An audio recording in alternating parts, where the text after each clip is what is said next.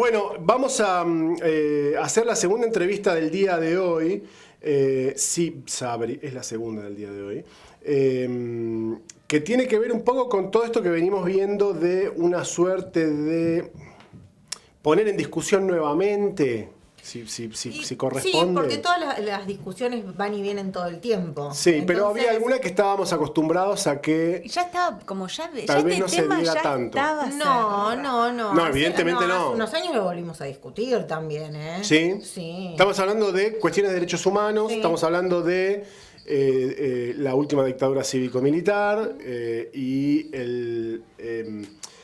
de alguna manera, bueno, esto de la famosa teoría de los dos demonios, el empatar los actos del terrorismo de Estado, es decir, el Estado ejerciendo terrorismo a través de sus Fuerzas Armadas, un gobierno militar, complicidad empresarial, civil, etcétera, con una serie de hechos que efectivamente sucedieron, la gran mayoría o prácticamente todos antes de que se concretara el golpe militar, y que quieren de alguna manera ser reivindicados al mismo, Claro, al al mismo nivel de gravedad. Bueno, con cuestiones muy ofensivas hacia abuelas de Plaza de Mayo, madres de Plaza de Mayo, hijos, etcétera, todos aquellos que reivindican los derechos humanos. Así que nos pareció interesante poder hablar con una colega, con Luciana Bertoia, que es periodista, pero también es politóloga, especializada justamente en justicia y derechos humanos. Y la tenemos del otro lado. Luciana, ¿cómo te va? Gonzalo Benito Zamora, Agustina Faure y Natalia Caso te saludan. ¿Qué tal? ¿Cómo les va? Buenas tardes. Buenas tardes, ¿todo bien? ¿Todo tranquilo? Muy bien, gracias por la invitación. Bueno, gracias a vos por atendernos en un día sábado a las 2:30 de la tarde. Estamos trabajando acá. Está así bien, que no bueno, se preocupen. está muy bien. Bueno, Luciana, por tu experiencia, por todo el laburo que vos venís desarrollando, ¿cómo ves esto que decimos, esta suerte de reapertura de la discusión respecto de los 70s, por decirlo de alguna manera? Yo coincido que hace unos años esta discusión se viene dando, no con la centralidad política que ha tenido en las últimas semanas, sobre todo cuando La Libertad Avanza ganó las primarias, ¿no? Resultó ser la fuerza política más votada. Y viene de la mano de Victoria Villarroel, que es una militante de larga data de los grupos pro impunidad, ¿no? Ella se presenta como defensora de las víctimas, pero es importante ver su recorrido político, que tiene más o menos 20 años y que está vinculada a organizaciones que podemos decir de memoria completa, u organizaciones pro-militares, Sí. ella viene de la familia militar. Lo pongo como dato, no porque para mí amerite alguna consideración especial, pero sí como para entender cómo llega a estos grupos. Y ha pasado por distintos sectores, ¿no? Desde Memoria Completa, antes la asociación AUNAR, que había sido conformada por algunos jefes militares que participaron de la represión en los años 70. Y finalmente en el año 2006 ella conforma lo que es el Centro de Estudios Legales sobre el Terrorismo y sus Víctimas, el CELTIV, que es una reacción a la reapertura de las causas, ¿no? En el año 2006 lo que sucede es que se vuelve a juzgar a los genocidas. Ese año empieza con dos juicios, el de Chocolats en La Plata, Sí. y el de el turco Julián en Ciudad de Buenos Aires. Y ella además aparece en el libro o en el cuaderno que iba armando Miguel Osvaldo Chocolats, entonces, que había sido el director general de investigaciones de la Policía de la Provincia de Buenos Aires, con las distintas estrategias y con quienes tenía que hablar para defenderse en este primer proceso. Así que ella tiene todo ese recorrido y es quien está intentando reabrir esta discusión, Claro. que tiene que ver con algunos puntos en particular. Yo creo que es peor que los dos demonios, ¿no? Porque la teoría de los dos demonios, que fue bastante hegemónica en los años 80, en todo caso lo que hacía era justificar la necesidad de juzgar a los militares, porque decía, bueno, hubo una primera violencia, que fue de la sociedad civil o que fue de las organizaciones de izquierda, Y esa violencia le contestó el Estado con una violencia infinitamente peor. En el medio estaba la sociedad que no tenía nada que ver, ¿no? Eso es lo que dice básicamente la teoría de los dos demonios. Y lo que propone Villarroel es decir que la violencia guerrillera o la violencia de las organizaciones armadas fue la causante del golpe, ¿no? Y cuando tiene que hablar de la dictadura, ella no habla de la dictadura, habla de gobierno de facto, habla de un conflicto armado, interno. Así que no hay, si bien no hay una reivindicación como podía existir en los años 80, no sé si se acuerdan, pero existió una organización que se llamaba FAMUS, que lo que hacía era más o menos impugnar el juicio a las juntas o la CONADEP, y hacía misas que terminaban con vivas a Videla o con mueras a las madres de Plaza de Mayo. Esto no sucede explícitamente lo de Villarroel, pero no hay en ningún momento una condena de los crímenes. Claro. Eso plantea que si hubo crímenes fueron abusos. Esto tiene que ver con una teoría de que pudo haber excesos, pero no un plan criminal como el que llevó adelante la dictadura, que eso es parte del consenso que tenemos los argentinos y las argentinas, que es considerar, bueno, acá hubo lo podemos llamar un genocidio, hubo terrorismo de Estado, lo que es seguro es que hubo un plan de exterminio que incluyó la desaparición, la tortura, la muerte, el arrojar personas vivas al mar, el robarles los hijos y la implementación de 700 centros clandestinos de detención y tortura. Sí, era toda una logística que además tenía también su organización supranacional, ¿no? Plan Cóndor, etc. Luciana, a mí una cosa que me parece interesante plantear como discusión tiene que ver con, de alguna manera, ¿por qué no es posible juzgar, lo voy a poner en términos de Villarroel, a un guerrillero o una guerrillera que puso una bomba y mató un bebé, ¿no? Porque lo pone en esos términos eso. Ella no te corregiría, diría terrorista. Bueno, terrorista, claro.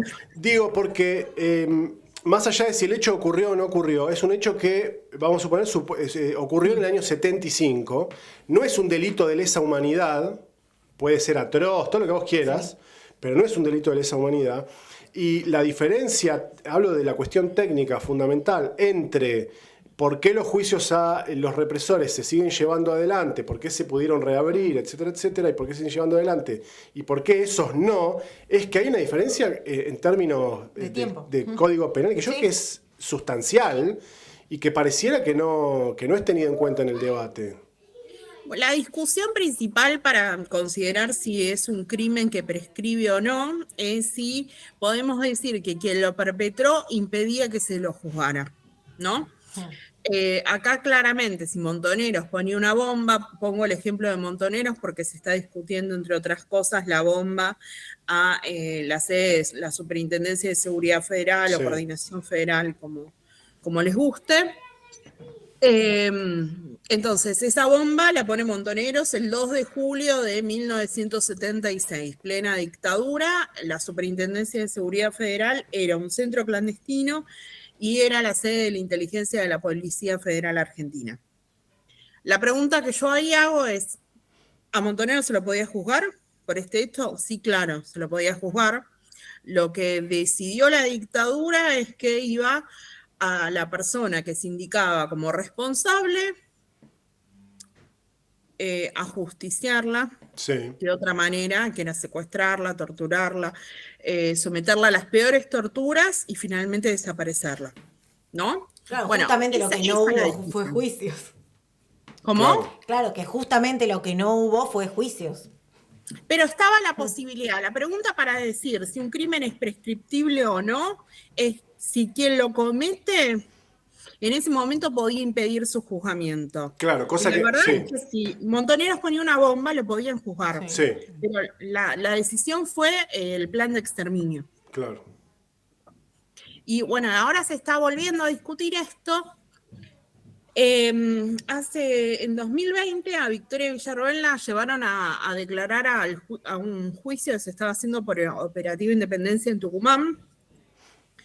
Y el fiscal, por ejemplo, le preguntó por qué por algunos de estos casos no se había buscado justicia en los años 80 o 90, cuando claramente podíamos pensar que no estaban prescriptos.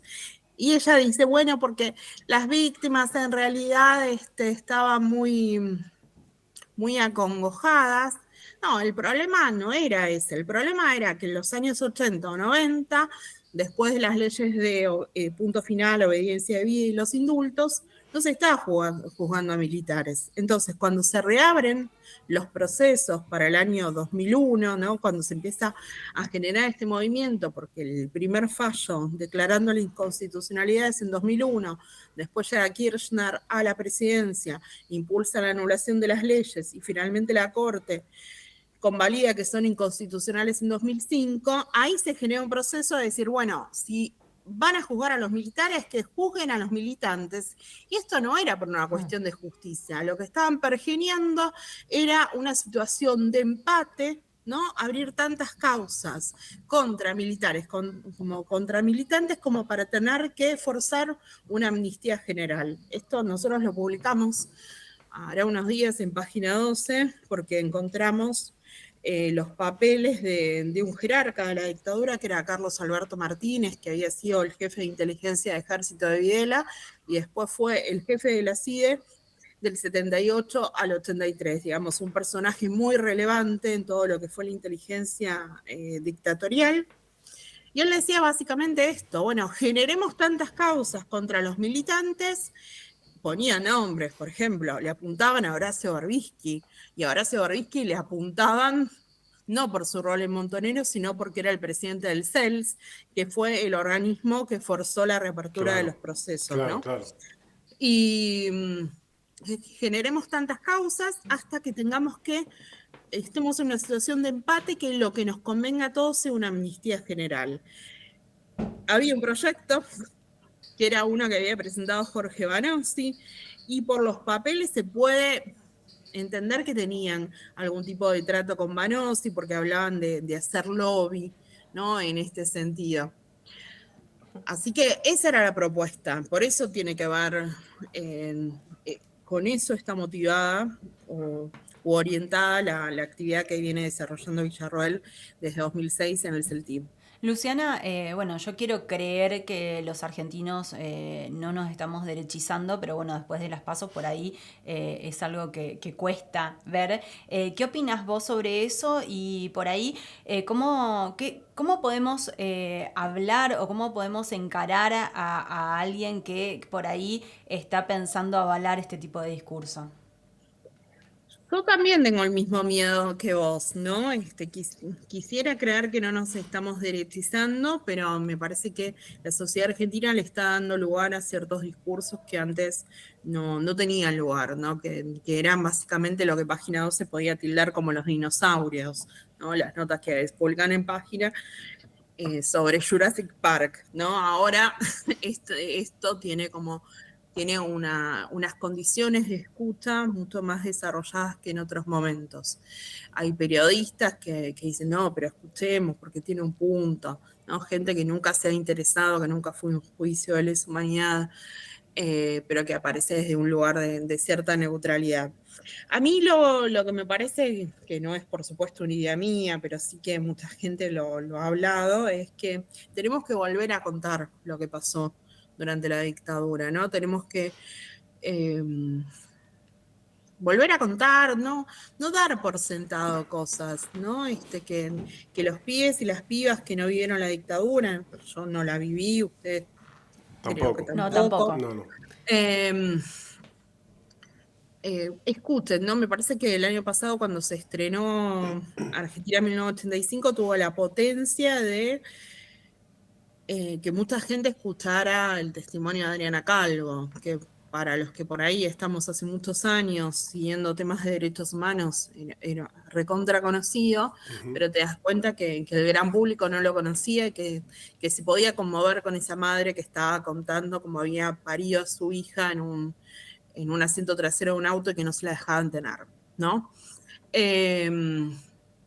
Entonces me parece que hay que volver a contar, que hay que volver a contar cómo funcionó, que hay que volver a contar estas madres que tienen 90 años, 91, 92, que siguen buscando a sus hijos o a sus nietos, las esposas que nunca supieron, que nunca pudieron recuperar los restos de sus compañeros, y todos los pies que estamos buscando que fueron apropiados durante estos años, ¿no? Eso hay que volverlo a contar. O los chicos que se criaron sin sus papás, que fueron criados por sus abuelas, cómo funcionaban los centros clandestinos.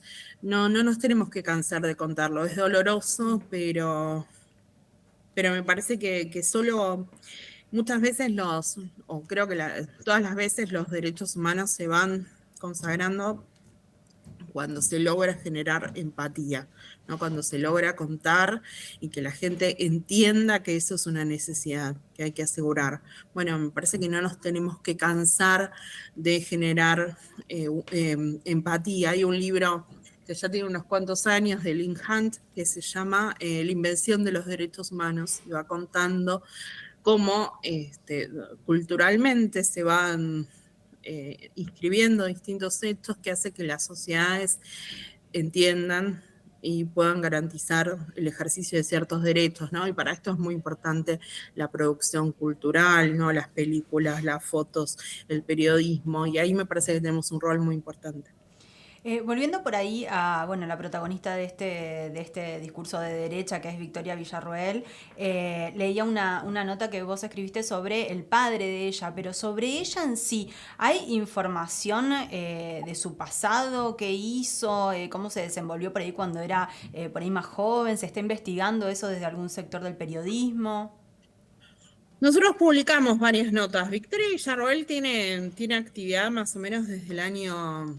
Lo que primero que hay que decir es que ella no es responsable por nada de lo que pudo haber hecho el padre, ¿no? Eso es fundamental, porque sobre todo lo que saludamos como muy, muy, muy revolucionario fue la emergencia hace unos pocos años de distintos colectivos de hijos e hijas de genocidas que repudiaban los crímenes de sus padres. Digamos que Victoria Villarroel es hija de un militar que reivindicaba su rol en la represión, y ella lo considera un héroe, ¿no? Dice un héroe de Malvinas, pero oculta todo el resto.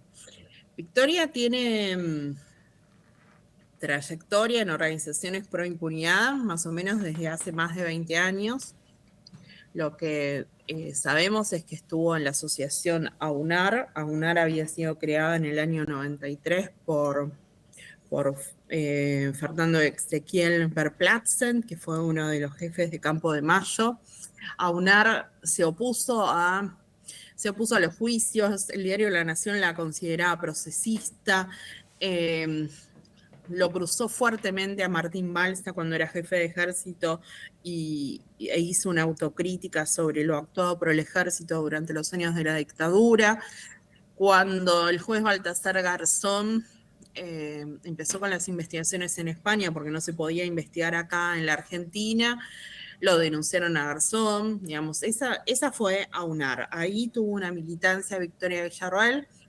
Y AUNAR, en un determinado momento, que es en el año 2006, dice, bueno, nosotros con este discurso no vamos a ningún lado, tenemos que armar otra estructura.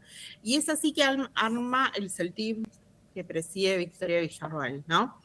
Y esto se puede ver en los papeles, ¿no? Yo encontré, por ejemplo, una publicidad que aparecía en una de las revistas que editaba el marido de Cecilia Pando, contando cómo que se había creado el CELTIP como un capítulo, como una rama de AUNAR, ¿no? Entonces ahí tenemos como una ligación. Después, Victoria Villarroel también tuvo militancia en Jóvenes por la Verdad, que es un grupo que se empieza más o menos a reunir entre 2001 y se conforma en 2003, ¿no? 2001, cuando declara la inconstitucionalidad de las leyes, la declara el juez Cavallo. 2003, cuando llega Kirchner al gobierno, y que, entre otras cosas, por ejemplo, juntaba cartas de aliento al represor Ricardo Cavallo cuando estaba detenido en España, o fue este grupo más o menos desde el que dice el marido de Pando, Pedro Rafael Mercado, que a través de este grupo, Victoria Villarroel organizaba visitas para encontrarse con Jorge Rafael Videla, ¿no? Y esa es más o menos la actividad que le conocemos. También el marido de Pando dice que estuvo en memoria completa. Son todas organizaciones que reivindican de alguna manera lo actuado por los genocidas de la última dictadura, con excepción del CELTIV, que su estrategia tiene que ver con sentar en el banquillo a los militantes de los años 70. Lucía, ¿cómo estás? Natalia Cazzo te saluda. Yo escuchaba lo que decían esta evaluación de la derechización por ahí de la población de Argentina. Y sin embargo, no sé cuánta gente habrá votado porque eso no lo encontré en la información, pero uno de los ejes que se va a discutir en el debate presidencial, que fue el más votado, fue el de justamente el que tiene que ver con derechos humanos, ¿no? Derechos humanos y convivencia democrática. Si bien también fue llamado a votarse por redes sociales este eje para conocer la agenda de género de los candidatos, también tiene que ver, justamente el título lo dice, con derechos humanos y convivencia democrática. La pregunta versa en torno a eso, o sea, ¿cómo lo ves la importancia de debatir justamente este eje por parte de los candidatos a presidente? No, para mí es fundamental, pero lo que hay que contar es que inicialmente se iba a tratar derechos humanos, que eso se había discutido en un consejo asesor de la Cámara Nacional Electoral. Después los partidos lo sacan, el eje de derechos humanos, y queda como uno de los que podían ser introducidos solamente si la ciudadanía lo votaba. Entonces ahí se produjo una campaña muy importante por parte de organismos de derechos humanos llamando a votar. Y de esa manera se incluyó. ¿Los partidos lo sacan? ¿Cómo? ¿Los partidos lo sacan? ¿Todos los partidos se ponen de acuerdo? Los partidos se acuerdan que querían discutir otros temas. ¿Sí?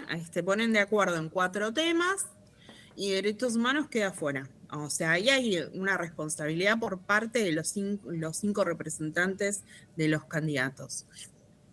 Claramente a quienes no les interesaba discutir este tema era, podemos pensar Milei, Bullrich, con mayor claridad. Más claridad le podría interesar a Massa, Miriam Bregman y Schiaretti ahí en el medio. Lo que sucedió es que se había trabajado en ese eje. Por ejemplo, en el Consejo Asesor está Estela de Carlotto, presidenta de Abuelas de Plaza de Mayo. Abuelas de Plaza de Mayo había hecho una propuesta sobre lo que debía incluir este eje, que era, entre otras cosas, bueno, todo lo que tiene que ver con memoria, verdad y justicia, cómo se va a continuar con la búsqueda de los nietos, qué pasa con los discursos de odio, con el negacionismo. Y eso puede ser lo que se incluya. Después, en esa discusión que hubo interna entre los representantes de los 5 frentes o los 5 candidatos, el FIT, a través de Guillo Pistonesi, que es el representante de Miriam Bregman, también reclamó que se incluyera el tema de derechos de las mujeres, que había quedado por fuera. Bueno, con eso no hubo caso, no lo incluyeron en la votación. Seguramente Miriam Bregman lo vaya a introducir cuando discutan derechos humanos o en los otros temas, porque es un tema claramente transversal, pero ahí hubo una posición directamente de Karina Milei, la hermana de Javier Milei, que es quien participa en esta discusión. Luciana, te queremos agradecer por este tiempo y por tu amabilidad por atendernos este día sábado. Muchas gracias. No, por favor, muchas gracias a ustedes. Un abrazo. Gracias, hasta luego. Un beso. Luciana Bertoia, politóloga, periodista, es doctoranda en Ciencias Sociales también y periodista especializada en Justicia y Derechos Humanos, escribe en Página 12, entre otros medios en los que participa.